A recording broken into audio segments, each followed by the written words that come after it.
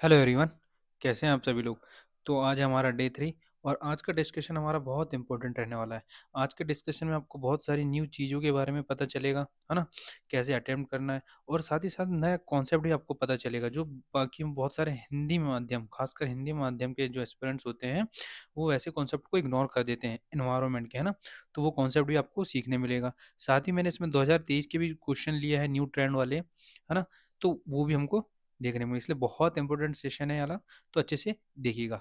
ठीक है, चलिए स्टार्ट करते हैं। तो रफ पेजेस या फिर ओएमआर जिसमें अटेम्प्ट कर रहे हैं आप लोग वो ओपन कर लीजिएगा। ओके, तो ये है आपका पहला क्वेश्चन।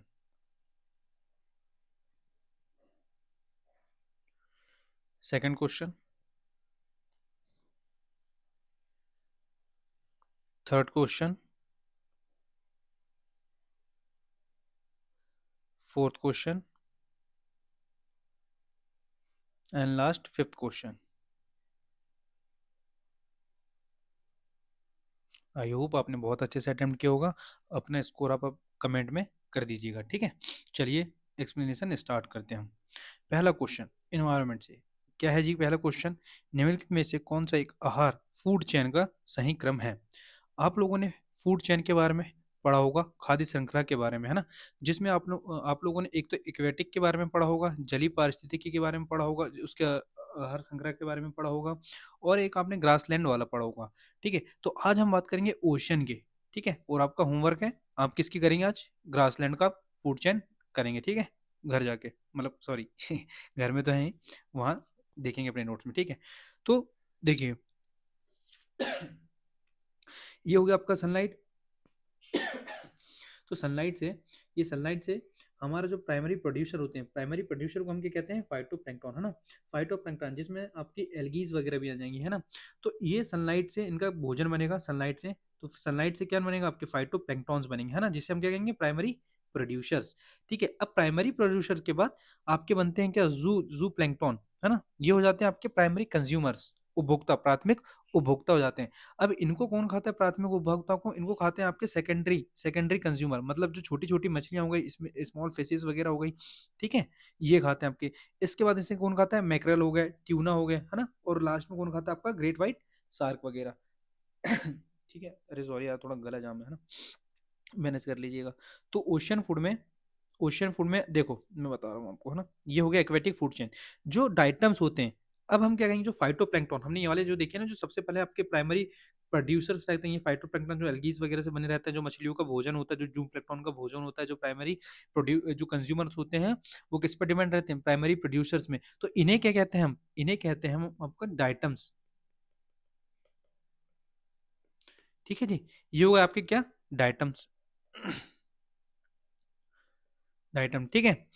अब बात करते हैं क्रस्टेशियंस। क्रस्टेशियंस कहते हैं जू प्लैंक्टन, और जू प्लैंक्टन को हम ही देखिए, ये क्या होते हैं, ये होते हैं प्राइमरी कंज्यूमर्स, प्राथमिक उपभोक्ता, ये वाले छोटे छोटे। ठीक है, ये किस पे डिपेंड रहते हैं, ये डिपेंड रहते हैं प्राइमरी प्रोड्यूसर में, प्राथमिक, है ना। उपभोक्ता किस में रहते हैं, उत्पादकता वाले में, है ना। इन्हें कहते हैं हम डाइटम, और इन्हें कहते हैं हम क्रस्टेशियंस, क्रस्टेशियंस। ठीक है जी, ये हो गए डाइटम्स और ये हो गए क्रस्टेशियंस। बार बार नाम ले रहा हूँ ताकि आप लोग याद कर सको। क्वेश्चन देखो, इंग्लिश में भी यही ऑप्शन देता है आपको, और हिंदी में भी यही ऑप्शन देता है, इसलिए बोल रहा हूँ। तो डाइटम होगा आपके प्रोड्यूसर, और ये हो गए फाइटोप्लैंक्टन, मतलब एल्गीज वगैरह। वो क्रस्टेशियंस, ये हो गए प्राइमरी कंज्यूमर, जो कि हो गए आपके कौन से, जू प्लैंक्टन। ठीक है, अब जो क्रस्टियंस होते हैं, जो क्रस्टेशियंस होते हैं, देखो ये जो छोटे छोटे हो गए ना, जैसे क्रैब हो गया, लॉबस्टर हो गया, श्रिम्प्स वगैरह हो गए, प्रॉन हो गया, क्रॉ हो गया, ये छोटे छोटे लार्ज ग्रुप ऑफ क्या होते हैं, ऑर्थोपोड्स वगैरह के बारे में आप लोगों ने पढ़े होंगे, वो होते हैं छोटे छोटे के जो ग्रुप होता है ना, ये सब होते हैं क्या आपके, क्रस्टेशियंस, प्राइमरी कंज्यूमर, है ना। किस पे डिपेंड रहते हैं, फाइटोप्लैंक्टन में। देखो फिर से बता रहा हूँ, ऐसे याद करो। मैंने क्या बोला, सनलाइट हो गया, इस सनलाइट से अपना भोजन कौन बना रहे हैं, आपके फाइटोप्लैंक्टन। ये हो गए आपके क्या, प्राइमरी प्रोड्यूसर। और ये किस पे आश्रित, मतलब ये तो आश्रित किस में है? इनका भोजन कहाँ से बन रहा है, सूर्य से, है ना। तो सेकेंडरी आपके प्राइमरी कंज्यूमर कौन हो गए आपके, ये प्रोड्यूसर एंड प्राइमरी, ये प्राइमरी कंज्यूमर हो गए क्रस्टेशियंस। क्रस्टेशियंस मीन्स क्या, बोलिए क्या, क्रस्टेशियंस मीन्स होता है आपका जू प्लैंक्टन, जू प्लैंक्टन। ठीक है जी, मतलब जू प्लैंक्टन को खाना कौन होगा, आपका प्राइमरी प्रोड्यूसर, मतलब फाइटोप्लैंक्टन। ठीक है, अब क्रस्टेशियंस, स्मॉल क्रस्टेशियंस जो होते हैं जैसे कॉपी पोर्ट्स वगैरह, ये क्वेश्चन पूछा भी हुआ है, याद रखना। कॉपी पोर्ट क्या होते हैं, 2022 या 21 का क्वेश्चन है वाला कॉपी पोर्ट्स वाला, है ना। तो जो स्मॉल ग्रुप ऑफ क्रस्टेशियंस होते हैं उन्हें कहते हैं हम कॉपी पोर्ट। कॉपी पोर्ट, है ना। बार बार नाम लेते जाओ, मैं बार बार बोल रहा हूँ, हिंदी में ऐसे ही ऑप्शन रहते हैं जैसे कि यहाँ पे लिखा हुआ है, इसलिए ऐसे नाम याद करना ही पड़ेगा हमको, ठीक है। ये सब वही चीज लिखा हुआ है। इसके बाद हम करते हैं जो हेरिंग्स क्रस्टेशियंस होगा। देखो सबसे पहले क्या बना हमने, इसका फूड चेन डायटम्स होगा, डायटम से क्रस्टेशियंस। अब क्रस्टेशियंस के बाद देखते हैं हेरिंग्स। हेरिंग्स मतलब होता है ये जो छोटे छोटे स्मॉल फिशेस होंगे ना, इनका सबका ग्रुप कहलाता है आपका हेरिंग्स। तो जो हेरिंग्स होती हैं बड़ी वाली, जैसे ये खाएंगे किसे, स्मॉल फिशेस को, है ना। तो हमारा क्या बना, हमारा ये बनता है, सबसे पहले आया आपके डायटम्स, डायटम्स के बाद आया आपके क्रस्टेशियंस, और क्रस्टेशियंस के बाद आपके क्या है, हैरिंग्स। और हैरिंग्स क्या करती है आपकी, फूड्स खाती है, कौन से, स्मॉल फिशेस, ठीक है। और क्रस्टेशियंस आपके क्या हो गए, ये हो गए आपके small, small sorry large group of arthropods, ठीक है, क्लियर। चलिए अब क्वेश्चन को अटेम्प्ट करते हैं। क्या कह रहा है क्वेश्चन, कौन सा एक आहार श्रृंखला का सही क्रम है, तो डायटम, क्रस्टेशियंस और हैरिंग हमें पहले ही मिल गया, तो ये हमारा आंसर हो जाएगा, ठीक है। ये हो गया आपका प्राइमरी प्रोड्यूसर, ये हो गया प्राइमरी कंज्यूमर्स, और ये हो गया आपके सेकेंडरी कंज्यूमर, क्लियर जी। ये वाला नहीं है। आई थिंक आपको समझ आ गया होगा, यदि नहीं आया होगा तो बताइएगा कमेंट करके, मैं नेक्स्ट वीडियो में बता दूंगा इसे, है ना, और अच्छे से। इसके बाद करते हैं सेकंड क्वेश्चन, बहुत इंपॉर्टेंट। इसमें मैंने सारे इन्फॉर्मेशन डाल दिया है एक जगह में, तो आपका आर्ट एंड कल्चर का ये वाला पोर्शन, है ना, जिसमें मंदिर वगैरह हो गया, भित्ति चित्र वगैरह, वो एक साथ कंप्लीट हो जाएगा। देखिए क्या कहता है, निम्नलिखित ऐतिहासिक स्थलों का विचार कीजिए, अजंता की गुफाएं, लेपाक्षी मंदिर और सांची का स्तूप, कौन सा भित्ति चित्रकला, भित्ति मतलब मुराल पेंटिंग, किसके लिए जाना जाता है, कौन से इसमें से। पहले सबसे पहले देखते हैं कि मुराल पेंटिंग होती क्या है, ठीक है। मुराल पेंटिंग आपकी क्या होती है जी, वो होती है आपकी ऐसी ठोस रचना जो दीवारों पर की गई रचना भित्ति चित्र के रूप में संदर्भित की जाती है। जैसे कि देखिए ये हो गई आपकी दीवार, समझिए, है ना, ये, और ये दीवारों में ऐसी पेंटिंग कर रहे हैं, देखो ये, ठीक है। ये सारी क्या कहलाती है आपकी, मुराल्स पेंटिंग, जो दीवारों में की जाती है, जो ठोस दीवारें हो गई, इस दीवारों में जैसे ये पेंटिंग कर रहे हैं ना, ये पेंटिंग कहलाती है आपकी भित्ति चित्रकला। तो ऐसी कौन कौन सी भित्ति चित्रकला है उसके बारे में देख लेते। अजंता की गुफाएं, इसमें भित्ति चित्रकला हुई है। एलोरा की गुफा में हुई है, बाकी गुफा हुई है। बाकी गुफा कहाँ आती है, मध्य प्रदेश धार में, इसको तो हमने पिछले वाले वीडियो में भी हमने डिटेल में देख लिया था फर्स्ट लेक्चर में, ठीक है जी। अरमामलाई गुफा हो गई, तमिलनाडु में स्थित है। चित्तानवासल गुफा, है ना, तमिलनाडु में। अरमामलाई गुफा और चित्तानवासल ये दोनों जैन टेम्पल है ना। तो जैन टेम्पल में भी क्या हुआ है आपका, भित्ति चित्रकला। ये है रावण छाया का शैल आश्रय, ये कहाँ है आपके उड़ीसा में है। लेपाक्षी मंदिर कहाँ है, आंध्र प्रदेश में स्थित है ना। और हो गया आपका जोगी माता गुफा जो कि छत्तीसगढ़ में। ये नाम हमने पूरे देख लिए। कहीं पे हमारे यहाँ पे सांची का स्तूप देखे क्या, नहीं देखे ना। हमने देखे अजंता, एलोरा, बाकी को फर्मामलाई, चित्रमाशल, रावण छाया, लेपाक्षी और जोगी माता, यहाँ एक भी हमने देखे क्या, नहीं। हमारा आंसर क्या हो जाएगा, हमारा आंसर हो जाएगा आपका, हमने अजंता भी देखे, लेपाक्षी भी देखे, सांची स्तूप नहीं देखे, तो एक और दो हमारा आंसर हो जाएगा, ठीक है। चलिए इसके बाद का हम डिस्कशन करते हैं। सबसे पहले हम अजंता की गुफा के बारे में देख लेते हैं। अजंता की गुफा की जो नदी निकट है कौन सी है, वगोरा रिवर, है ना, जो कि सह्याद्री पर्वतमाला में, इसके पहले भी लेक्चर में हमने देखे थे। गुप्त वास्तुकला से है।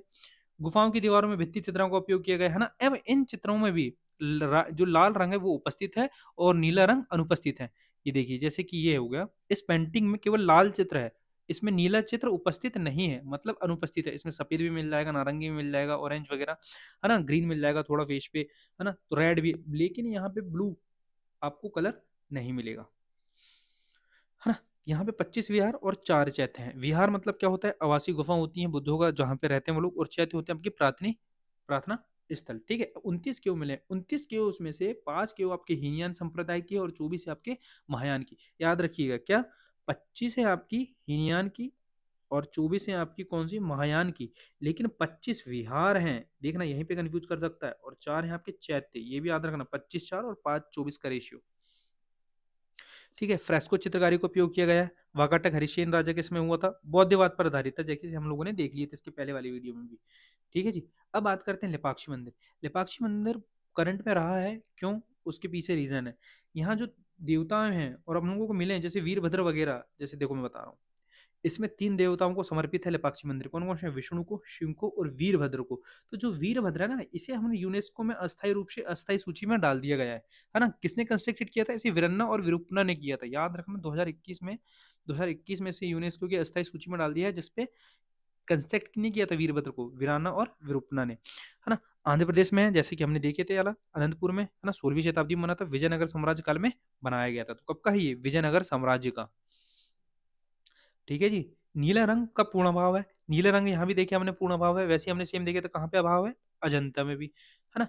गुणवत्ता के स्तर में चित्रकला के पूर्ण अभाव दिखाई देता है। ठीक है जी। इसके बाद हम देखते हैं सांची का मंदिर। देखो, वीराना और विरूपना की फोटो, ये दोनों हैं, देखो हाथ जोड़ रहे हैं। ठीक है। इसके बाद बात करते हैं सांची। सांची का स्तूप देखते हैं कौन सी नदी किनारे। तो ये है आपकी बेतवा रिवर। बेतवा रिवर के वेस्ट साइड में पड़ जाता है। जैसे बेतवा रिवर ये जा रही है ना, तो यहाँ इसके वेस्ट साइड में पड़ जाता है। ठीक है। मध्य प्रदेश रायसेन में है। ठीक है। मध्य प्रदेश रायसेन में क्या है? सांची का स्तूप है। यूनेस्को कब मिला है? 1989 में से दिया गया है। ठीक है। अशोक के निर्माण में बनाया, अशोक ने निर्माण किया था इसका। बुद्ध के अवशेष पाए गए हैं इसमें, है ना? इसका निर्माण बौद्ध अध्ययन एवं शिक्षा केंद्र के रूप में किया गया था। ठीक है। हो गया क्लियर? ये देखिए। इसके बाद करते हैं question number third. Question number third क्या कहता है? क्वेश्चन नंबर थर्ड है आपका। क्वेश्चन नंबर थर्ड करने से पहले इसका कॉन्सेप्ट देखो, है ना? उसके बाद क्वेश्चन अटेम्प्ट करते हैं हम भूकंपीय तरंगे के बारे में। सबसे पहले भूकंपीय तरंगे क्या होती हैं? भूकंपीय तरंगे भूकंप के केंद्र में उत्पन्न हुई तरंगों को कहते हैं भूकंपीय तरंगे। दो प्रकार की होती है, एक आंतरिक तरंगे और एक होती है आपकी धरातली तरंगे। मतलब आंतरिक तरंगों को हम कहते हैं बॉडी वेव्स भी कहते हैं, और धरातली तरंगों को कहते हैं सरफेस वेव। दो प्रकार की हो गई। अब देखते हैं आंतरिक तरंग में एक होती है प्राथमिक तरंगे और द्वितीय तरंगे। प्राथमिक तरंगों को हम पी वेव्स भी कहते हैं और एस वेव्स भी कहते हैं, है ना? जो सबसे पहले उत्पन्न होती है पृथ्वी में, भूकंप के केंद्र में, उसे कहते हैं हम प्राथमिक और पी वेव्स। और जो प्राथमिक के बाद उत्पन्न होती है उसे कहते हैं हम द्वितीय तरंगे। समझ में आया क्या बोला मैंने? आंतरिक तरंगे हमारी दो तरीके की हो गई। कौन कौन सी? पी और एक हमारी एस। पी हो गई हमारे भूकंप के केंद्र में जो सबसे पहले उत्पन्न तरंग हो गई, वो हो गई पी वेव्स, और जो इसके बाद उत्पन्न हुई वो हुई हमारी एस वेव्स। ठीक है। इसमें जो तरंग की संरचना होती है वो ध्वनि तरंग के समान होती है। तरंग 36 दिशा में गमन करता है। 36 दिशा मतलब ये ऐसा संपीड़नात्मक, जो बल सुने होंगे आप लोगों ने संपीड़नात्मक, वैसे होती है 36 रूप में चलती है बिल्कुल, है ना? लेकिन जो एस वेव होती है वो अनुलंब चलती है ऐसी। लेकिन कौन सी अपनी तरंग कौन सी दिशा में चलेगी? 36 दिशा में। देखो ये जैसे ये पी वेव आपके ऐसे 36 दिशा में चल रही है, एक दूसरे को धक्का देते हुए ना, संपीड़नात्मक। और देखो एस वेव कैसे चल रही है आपकी? अनुलंब तरंग के रूप में। ठीक है जी। अब इसका जो वेग होता है किसका? पी वेव का, वो होता है 8 किलोमीटर पर सेकेंड। ठीक है। अब इसका जो वेग है वो उसके किसमें? उसके घनत्व पर निर्भर करता है ना? उसके घनत्व पर। यदि चट्टानों का घनत्व ज्यादा होगा तो उसकी गति ज्यादा होगी, यदि इसकी घनत्व कम होगा तो उसकी गति भी कम होगी, है ना? और जो पी वेव वो आपके सॉलिड, है ना, सॉलिड में भी हो जाएगा, लिक्विड में भी हो जाएगा, और गैस, तीनों फॉर्म में ये गमन करेगा। मतलब ठोस, द्रव और गैस, अर्ध ठोस में भी जाएगा ये। ठीक है। अब इसका जो वेग होता है ना, ठोस में ज्यादा होता है और गैस में कम होता है। ठीक है। तो एक साथ हमने पी वेव को भी देख लिया। इसके बाद हम बात करते हैं एस वेव्स की। तो एस वेव पी तरंग के बाद उत्पन्न होती है, जैसे कि आपको बताया था मैंने। ये प्रकाश तरंग के समान होती है। पी वेव किसके समान होती है? वो होती है हमारी ध्वनि तरंग के समान। सॉरी, किसके समान होती है? सही बोला, ध्वनि तरंग के समान, है ना? और पी वेव कौन सी? एस वेव किसके तरंग के समान होती है? प्रकाश तरंग के समान। अब ये गति करती है आपकी क्षैतिज, तो ये गति करेगी आपकी अनुलंब तरंग, है ना? ये बता दिया मैंने। इसकी जो गति होती है वो होती है 4 किलोमीटर पर सेकेंड, है ना? और उसकी कितनी थी? उसकी 8। किसकी? पी वेव की। मतलब इसकी आधी हो गई 4, है ना? लेकिन ये केवल ठोस और अर्ध ठोस होती है ना? अच्छा मुझे ये बताओ आप, शैडो जोन की बात करते हैं, छाया क्षेत्र की बात करते हैं, तो एस का ज्यादा होगा या फिर पी का? कमेंट करके मुझे बताइए याद से। ठीक है जी। अब करते हैं इसका आंसर अटेम्प्ट। भूकंप लेके सिस्मोग्राफ में एस तरंगों से पूर्व पी तरंगे अभिलिखित की जाती है। हाँ सही बात है, पहले पी तरंगे आती है उसके बाद एस तरंगे आती है, तो ये ऑप्शन हमारा सही हो जाएगा। सेकंड कह रहा है पी तरंगों में अलग अलग कण तरंग प्रसार की दिशा में आगे पीछे की कंपन। हाँ, पी तरंगों में आगे पीछे ऐसा कंपन करने बोल रहे, पहले ऐसा कंपन होगा, है ना, क्षैतिज दिशा में, फिर आगे आगे की ओर जाएगा। जबकि एस तरंग में कण तरंग प्रसार की दिशा में समकोणीय ऊपर नीचे कंपन करते हैं। हाँ सही बात है, अनुलंब तरंग की तरह होते हैं। तो ये वाला ऑप्शन हमारा सही हो जाएगा। कौन सा? सी। ठीक है। लगा इजी अब क्वेश्चन? जी बिल्कुल, और भी लगेगा आगे, धीरे धीरे प्रैक्टिस हो जाएगी तब। चलिए इसके बाद हम करते हैं क्वेश्चन नंबर 4। क्वेश्चन नंबर 4 था, अजंता की गुफाएं वगोरा नदी की स्थित है। यही हमने देख लिया कि यार हाँ यार ये तो पढ़ लिए इतने बार, पहले लेक्चर में भी पढ़े, फिर आज भी पढ़ रहे हैं, है ना। तो अजंता की गुफा वगोरा नदी के निकट ही है ना। सांची स्तूप चंदल नदी की घाटी में नहीं जी, कहाँ, बेतवा, बेतवा के वेस्ट साइड में है, बताया था मैंने। पांडुलेनी गुफा, चलो पहले देख लेते हैं पांडुलेनी गुफा क्या है। पांडुलेनी की गुफाओं को हम नासिक की गुफाओं के नाम से भी जाना जाता है। कौन सी गुफा? नासिक की गुफाओं के बारे में से। ये है 24 बुद्ध गुफाओं का समूह। अच्छा मुझे बताओ 34 गुफाओं का समूह किसे कहा जाता है, कमेंट करके जरूर बताइएगा। 34 गुफाओं का समूह किसे कहा जाता है ना। और एक क्या बताना है, पी का शैडो जोन ज्यादा होता है या फिर एस का शैडो जोन ज्यादा होता है, ये दो आंसर कमेंट में जरूर बताना। ये हो गया आपका 24 बौद्ध गुफाओं का समूह, कौन सा? पांडवलेनी, ठीक है। ये हीनयान संप्रदाय सर्वप्रथम में क्या था, ये जो संप्रदाय मतलब ये जो पांडवलेनी गुफा में थे, ये था शुरू में स्टार्टिंग की बात करते हैं हीनयान से था, लेकिन बाद में ये धीरे धीरे महायान संप्रदाय की ओर बढ़ता गया था, ठीक है। तो उसके प्रभाव इसमें देखा जा सकते हैं। यदि क्वेश्चन आएगा केवल इस पे हीनयान संप्रदाय के प्रभाव देखे गए तो नहीं, इसमें बाद में हमने क्या देखे हैं, महायान संप्रदाय के भी प्रभाव देखे हैं, ठीक है। यह स्थल जल प्रबंधन की उत्कृष्ट प्रणाली को भी दर्शाता है ना। अब इसके नदी कौन सी निकट है? गोदावरी। हमको कैसे पता? नासिक, नासिक की गुफाएं कहते हैं। अब आपको पता होगा कि जो गोदावरी नदी निकल रही है त्र्यंबकेश्वर से, देखो ये त्र्यंबकेश्वर से नासिक उसी के पास में है स्थित, यहाँ से निकल रही है आपकी गोदावरी, ठीक है जी, ये है ना। अच्छा मुझे और एक कमेंट में बताइए, गोदावरी की सहायक नदियां कौन कौन सी है, ठीक है। तो गोदावरी, गोदावरी नदी किसके तट पे है? नासिक के, ठीक है। क्लियर हुआ यार आपको पांडवलेनी गुफा। उसके बाद हम बात करते हैं अमरावती के बारे में। अब अमरावती शैली देख लेते हैं यहाँ पे। अमरावती स्तूप के बारे में बात किया हुआ है। देखो सबसे पहले तो देखो पांडुलिनी गुफा नर्मदा नदी, नहीं नर्मदा नहीं है सर, गोदावरी है। अमरावती स्तूप की बारे में बात करें हम, अमरावती शैली के बारे में बात करते हैं, है ना। अमरावती शैली सातवाहन शासकों का संरक्षण प्राप्त था अमरावती शैली को, ठीक है। कृष्णा नदी के तट पर है ये। कौन सी नदी के? कृष्णा नदी के तट पर है। कथात्मक कला के रूप में अधिक बल दिया गया, कथात्मक इसमें प्रयोग किया गया था, है ना। अब मूर्तियों की बात करते हुए त्रिभंग आसन में जितनी मूर्ति हैं वो त्रिभंग आसन में है, ठीक है। तो अमरावती हमने देखी कौन सी नदी के तट पर है? गोदावरी नदी नहीं, गोदावरी की नदी तट पर तो पांडुलिनी की गुफाएं। अमरावती आपकी कौन सी नदी में? कृष्णा नदी के तट पर। सांची आपके बेतवा पे, और अजंता आपके वगोरा नदी पे। हो गए पूरी नदियां, बहुत बढ़िया। चलिए लास्ट क्वेश्चन इसका देखते हैं। बहुत इंपॉर्टेंट टॉपिक है ये वाला, आपको इसी में मिसाइल के बारे में हर एक चीज पता चल जाएगी कि मिसाइल कितने प्रकार की होती है, इनको आकार है ना, पथ के आधार पर होती है, आकार के आधार पर होती है, स्थान के आधार पर होती है ना, मैक संख्या क्या होती है, ये सारी चीजें आपको इस वीडियो में पता चल जाएगी। इसलिए ध्यान से सुनने वाला, यहीं पे आपका यार साइंस एंड टेक्नोलॉजी का टॉपिक कंप्लीट हो जाएगा, ठीक है। क्वेश्चन अटेम्प्ट करने से पहले हम कॉन्सेप्ट समझते हैं मिसाइल का। मिसाइल की बात करते हैं तो मिसाइल के प्रकार देखते हैं कौन कौन से होते हैं। पथ के आधार पर, मारक क्षमता के आधार पर, है ना। मारक क्षमता मतलब कितनी इसकी रेंजेस है ना, क्या 1,000 के ऊपर है, कितनी 2,000 के ऊपर है, कितनी 3,000 के, 5,000 या 6,000, है ना। स्थान, है ना, कहाँ कहाँ तक जाती है, इसकी मैक संख्या क्या है ना। अब भारत की कौन कौन सी मिसाइल होगा? अग्नि हो गई, ब्रह्मोस हो गई, पृथ्वी हो गई, त्रिशूल हो गई, प्रहार हो गई, नाग हो गई, निर्भया हो गई, है ना। ऐसी करके मिसाइलें बहुत सारी, उनको हम डिटेल में देखते हैं। सबसे पहले हम देखते हैं पथ के आधार पर। पथ के आधार पर दो प्रकार से होती है, एक तो होती है क्रूज मिसाइल और एक होती है आपकी बैलिस्टिक मिसाइल। क्लियर? क्या बोला मैंने? एक बोला क्रूज मिसाइल और एक बैलिस्टिक मिसाइल। अब देखते हैं क्रूज मिसाइल क्या होती है। अपने लक्ष्य को खोजकर प्रहार करती है, मतलब मान लो ये उसका लक्ष्य है और यहां से मैंने लॉन्च किया क्रूज मिसाइल को, तो हमने पहले से ही प्री प्री इसमें टारगेट सेट कर दिए। क्या? क्या आपका टारगेट ये ए पोजीशन है, तो मैंने बोल दिया कि ए आपका टारगेट है, तो ये क्या करेगी, अपना लक्ष्य को ए के ही पास भेजेगी। जैसे बी है, ये सी है, ये डी है और ये ए है। तो हम जब मैंने इसका लक्ष्य ए निर्धारित किया तो वो जाके किसको निपटाएगी? ए को, है ना। तो उसको खोज कर प्रहार करेगी, ठीक है। पृथ्वी की सतह के समान चलती है ना। इसका आकार छोटा होता है और इसकी क्षमता कम होती है ना। क्रूज मिसाइल की आकार भी छोटा होता है और उसकी क्षमता भी कम होती है। जैसे कि देखो ये निर्भया होगा एक, कौन सी आपकी निर्भय क्रूज मिसाइल, ठीक है।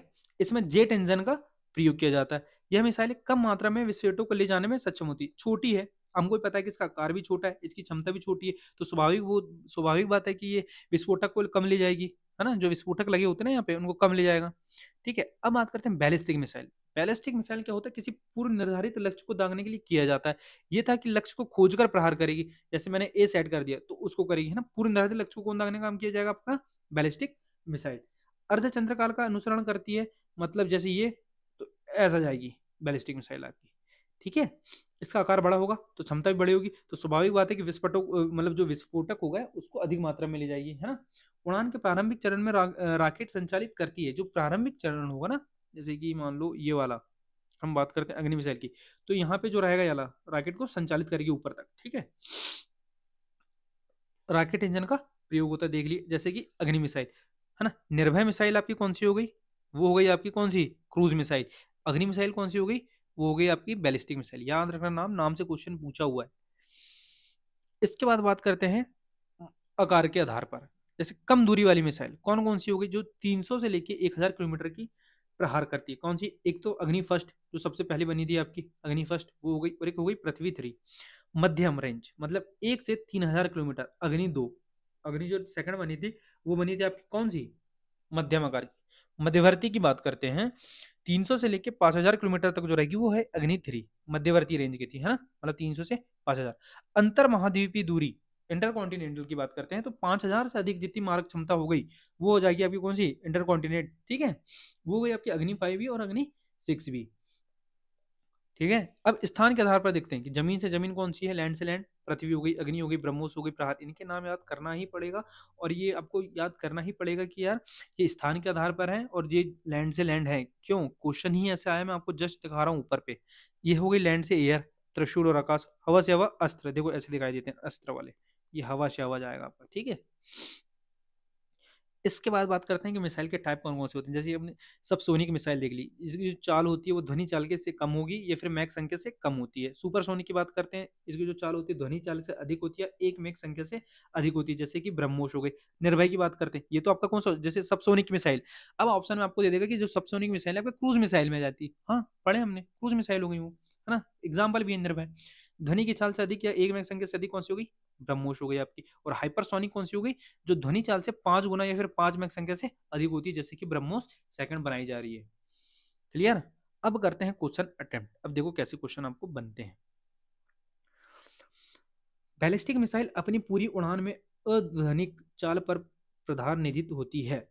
नहीं समझ आ रहा है, इंग्लिश में देखो। Ballistic missile are a jet propelled and the subsonic speed throughout their fight. नहीं, ये तो हमने किस में देखे, किस में देखे, जेट इंजन का उपयोग होता है क्रूज मिसाइल पे, ठीक है। देखो जेट इंजन का प्रयोग क्या है, क्रूज मिसाइल, तो ये ऑप्शन तो गलत है हो गया। सेकंड क्या बोल रहा है, जबकि क्रूज मिसाइल केवल उड़ान के आरंभिक चरण में रॉकेट संचालित होती है। नहीं, रॉकेट संचालित किस में होती है, बैलिस्टिक में। तो इसने क्या किया, यूपीएससी ने आपको स्प्लिट कर दिया बैलिस्टिक मिसाइल को, इसका जो कॉन्सेप्ट है उसमें क्रूज मिसाइल का डाल दिया और क्रूज मिसाइल में बैलिस्टिक मिसाइल का, तो ये ऑप्शन गलत हो जाएगा। अग्नि 5 मध्यम दूरी की पराध्वनिक क्रूज मिसाइल है। अग्नि 5 नहीं, ये तो हमने क्या पढ़े हैं, इसको हमने इंटर कॉन्टिनेंटल पढ़े हैं, अंतर महाद्वीप। देखिए अग्नि 5 5000 से अधिक अंतर महाद्वीप दूरी, क्या बोल रहा है, मध्यम दूरी की परमाणु क्रूज मिसाइल है। क्रूज मिसाइल तो है ही नहीं है ये। जबकि ब्रह्मोस ठोस ईंधन, नहीं, गलत, ना तो एक ना तो दो इसका आंसर, ठीक है। मिसाइल का कॉन्सेप्ट आपको समझ में आया, बहुत जरूरी कॉन्सेप्ट है, अच्छे ध्यान से इसको लिखना, है ना। और मेरे हिसाब से तो आप जो नोट्स बना रहे हो ना वो लिखना अपनी कॉपी में तो फायदा करेगा। ये पीपीटी वगैरह जो मैं टेलीग्राम में डाल देता हूँ उससे कोई फायदा नहीं रहता, खुद लिखोगे, इसके बारे में थोड़ा सर्च मारोगे तो आपको और एक्स्ट्रा चीजें मिलेंगी। अब जितना मेरे से बनता है मैं उतनी चीजों को यहाँ पे एक जगह में लिख देता हूँ, है ना, बाकी काम आप लोगों का रहता है ना, इसलिए बोल रहा हूँ। अब देखो ये कॉन्सेप्ट हमने पढ़े, उसके बाद कितना ईजी लगा हमको क्वेश्चन ये वाला। हमको पता चल गया कि यार बैलिस्टिक मिसाइल में तो ये होते ही नहीं जेट इंजन, ये तो क्रूज मिसाइल में पढ़े हमने, रॉकेट वाला हमने बैलिस्टिक में पढ़े, ना कि क्रूज में। तो ये कब पता चलेगा हमको, ये पता चलेगा जब हमको कॉन्सेप्ट पता है ये वाले, ये क्रूज मिसाइल के, बैलिस्टिक मिसाइल के। आज उसने यहाँ से पूछ दिया, कर को पूछ देगा कि लैंड से लैंड कौन सी है, लैंड से एयर कौन सी है, सुपरसोनिक क्या होता है, सुपरसोनिक सबसोनिक क्या होता है, हाइपरसोनिक क्या होता है, ठीक है। चलिए, तो बताइएगा कैसा रहा आपको, कैसा लगा आप लोगों को नया कॉन्सेप्ट जान के। और जितने मैंने क्वेश्चंस पूछा है आप लोगों से वो कमेंट करके जरूर बताना और अपना स्कोर भी जरूर बताना। यदि वीडियो अच्छा लगे तो लाइक कर दीजिएगा, कमेंट तो जरूर करना और शेयर जल्दी जल्दी कर देना सभी लोगों को, ठीक है जी। और सब्सक्राइब कर देना जिसमें लोगों ने नहीं किया है। मिलते हैं 4th डेज में। Okay bye.